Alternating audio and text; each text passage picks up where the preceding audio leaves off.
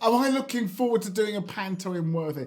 Well, it's only taken me about 22 odd years. You know, I've lived here a long old time.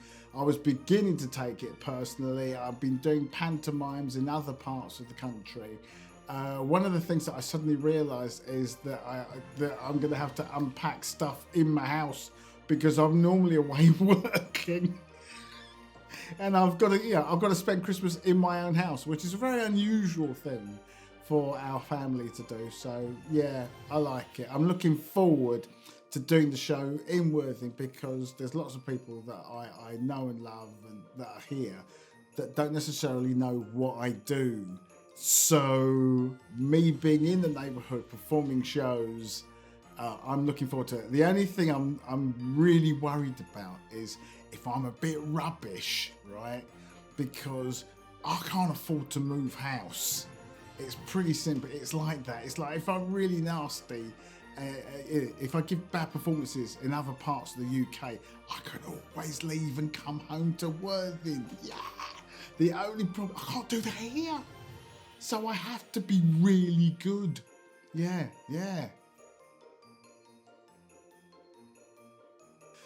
So my character, I play the king in this particular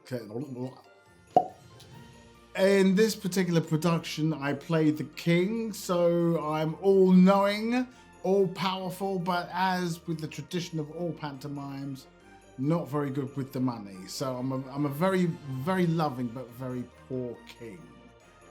So that's the part that I play. The story of Jack and the Beanstalk in 30 seconds. Okay.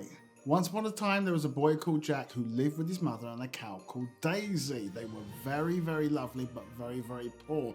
Jack's mother asked Jack to take the cow into the market to be sold, which he promptly did. However, instead of coming back with money, he came back with a handful of beans. Beans, she said, these are rubbish. You're a silly old boy. And she promptly chucked the beans out the window, not realising that Jack had actually met a guy who said that these beans will be magic beans. The beans grew overnight. Thus, outside the house was a huge beanstalk, which Jack climbed up into the clouds, whereupon he met a harp, a goose that laid golden eggs, and a giant. Adventures ensued, and it all resulted in a massive chase down the beanstalk, which Jack was basically being pursued by the giant. As he got to the bottom, said to his mum, "Here, mum, give us that axe, that chopper, what you got in the back garden." And he began to chop, and as he did chop on the beanstalk, it leant over and it fell, bringing down the giant. And that was the end of that. That basically is what Jack and the Beanstalk is. Probably took longer than 30 seconds.